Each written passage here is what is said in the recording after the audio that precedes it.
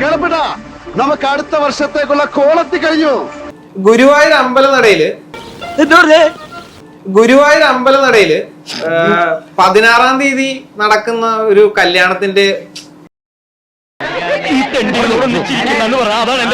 ഇപ്പം വിപിന്റെ മുമ്പത്തെ ചിത്രങ്ങളിൽ നമുക്കറിയാം ജയിലൊക്കെ ഒരു സർക്കാസ്റ്റിക് രീതിയിൽ എങ്കിൽ ഞങ്ങൾ പോകാതെ ഇരിക്കടോ. സുനാമി ഭൂകമ്പൊക്കെ വന്നിട്ട് നമ്മൾ പിടിച്ചിരിക്കുന്നില്ലേ?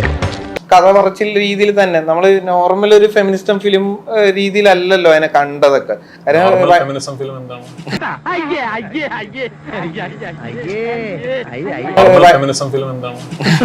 അല്ല അങ്ങനെയല്ല ഉദ്ദേശിച്ചത്. നീ ഒന്നും പണയണ്ട. പല വീട്ടമ്മമാരും കരാട്ടെ യൂട്യൂബിൽ നോക്കി പഠിച്ച് ഭർത്താക്കന്മാരൊക്കെ ശല്യമായ എന്ന രീതിയിലേക്കൊക്കെ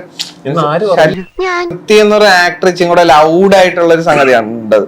ഇപ്പം നമുക്കറിയാം ബേസിലെ ഒരു സേഫ് സോൺ ആണ് ഈ കോമഡി എന്ന് പറയുന്ന സംഗതി. ഇപ്പൊ പൃഥ്വി ഒരു കൾട്ട് പരിപാടി ചെയ്യുന്ന ഒരാളാണ്.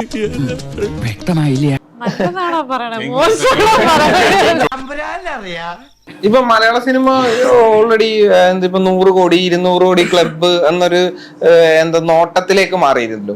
ഇപ്പൊ മലയാള സിനിമയിൽ ഒരു പടം നല്ലതാണ് എന്ന അർത്ഥത്തിൽ അറിഞ്ഞാൽ തന്നെ പടം നല്ല പടമാണോ ചീത്ത പടമാണോ എന്നതിലപ്പുറം എനിക്കൊന്നും മനസ്സിലാവുന്നില്ലല്ലോ.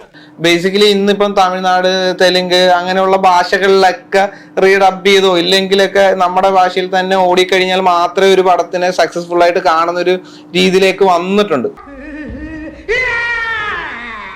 ഇപ്പൊ 100 കോടിയിൽ കയറി 200 കോടിയിൽ കയറിയോ ഇങ്ങനത്തെ ഒരു നോട്ടമായി ഇല്ലെങ്കിൽ അങ്ങനത്തെ ഒരു പെർസ്പെക്റ്റീവായി മാറി. ഇൻഡസ്ട്രിക്ക് ഇതൊരു ഹെൽത്തി ആയിട്ടുള്ള ഒരു പെർസ്പെക്റ്റീവ് ആണോ? കുറച്ചുകൂടെ നീണ്ടിരുന്നെങ്കിൽ ഞാനൊരു ചായ കുടിച്ചിട്ട് വന്നു. ഈശ്വര, ഇവിടെ ആരില്ലല്ലോ ഇതൊന്ന് പറഞ്ഞു ചിരിക്കാനായിട്ട്. കേരള ഫയർഫോഴ്സിനും ഇവിടുത്തെ നാട്ടുകാർക്കും മണവാളാൻ സൽസിന്റെ പേരിലും എന്റെ വ്യക്തിപരമായ പേരിലും ഞാൻ നന്ദി രേഖപ്പെടുത്തിക്കൊള്ളുന്നു.